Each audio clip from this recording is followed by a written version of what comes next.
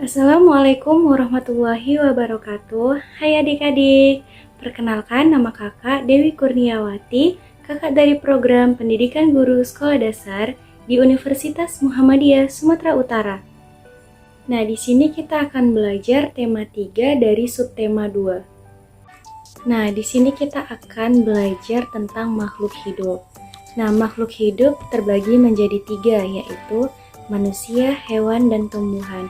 Nah, sebelum kita memasuki itu, kita harus mengetahui dulu apa sih itu pengertian dari makhluk hidup.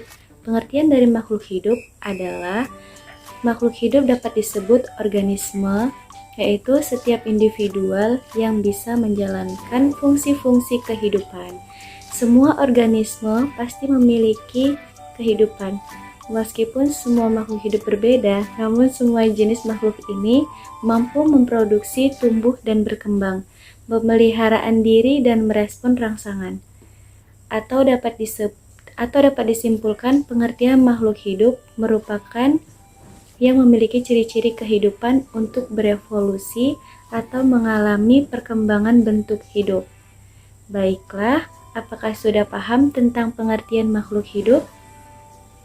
Sekarang kita lanjut ke ciri-ciri makhluk hidup itu sendiri. Nah, ciri-ciri makhluk hidup yang pertama yaitu bernapas.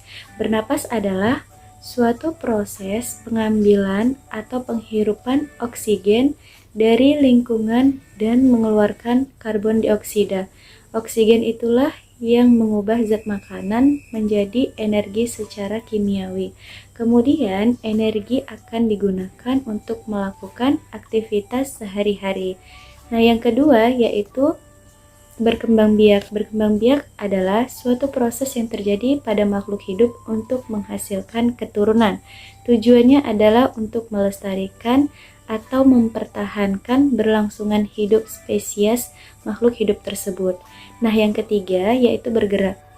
Bergerak diartikan sebagai aktivitas yang menyebabkan perubahan tempat. Nah, yang keempat adalah peka terhadap rangsangan.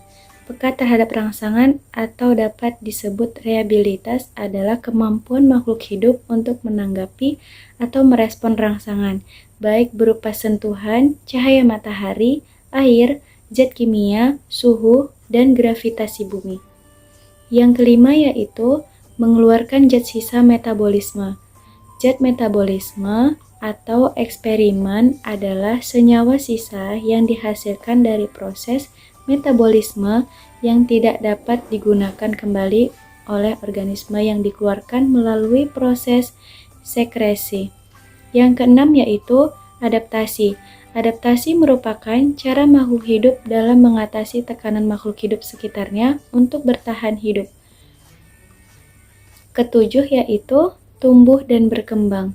Ciri-ciri makhluk hidup lainnya termasuk tumbuh dan berkembang adalah perubahan fisik yang bisa diukur, sedangkan berkembang adalah pertambahan kemampuan struktur dan fungsi tubuh yang lebih kompleks. Nah, selanjutnya kita akan membahas makhluk hidup dibedakan menjadi 3 golongan, yaitu manusia, hewan, dan tumbuhan. Nah, yang pertama yaitu manusia. Manusia menurut para ahli yaitu sebagai makhluk politik, makhluk yang bermasyarakat, makhluk yang berbudaya, makhluk yang berbahasa, makhluk yang berbicara. Nah, menurut pendapat ahli Nata pada tahun 2009 pada halaman 29, sedangkan menurut Azaki pada halaman 13, manusia adalah salah satu makhluk Allah yang paling sempurna, baik dari aspek jasmani maupun rohaninya.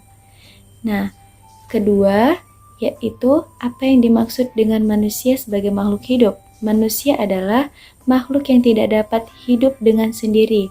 Manusia diciptakan oleh Allah Subhanahu wa Ta'ala sebagai makhluk sosial yang saling membutuhkan satu sama lain. Di dalam kehidupannya, manusia memiliki keinginan bersosialisasi dengan sesamanya. Selanjutnya, yang kedua yaitu pembahasan tentang hewan. Nah, apa sih yang dimaksud dengan hewan? Nah, menurut pendapat para ahli yang bernama Ansori pada tahun 2009, hewan atau disebut juga binatang adalah Kelompok organisme yang diklasifikasikan dalam kerajaan Animalia atau Metalozoa adalah salah satu berbagai makhluk hidup di bumi. Sebutan lainnya adalah fauna dan margasatwa atau sering disebut fauna. Yang terakhir yaitu pembahasan tentang tumbuhan. Apa yang dimaksud dengan tumbuhan? Secara etimologi, tumbuhan berasal dari bahasa Latin lanta yang artinya tunas, pucuk, potong. Merupakan sebuah organisme yang abiotik dari kerajaan biologis Plantae yang bercirikan fotosintesis yang memiliki dinding sel yang lengkap. Nah, sekian pembelajaran dari saya hari ini. Saya mohon maaf jika ada kekurangan dan kesalahan. Saya akhiri. Wabillahi taufiq wal hidayah. Wassalamualaikum warahmatullahi wabarakatuh.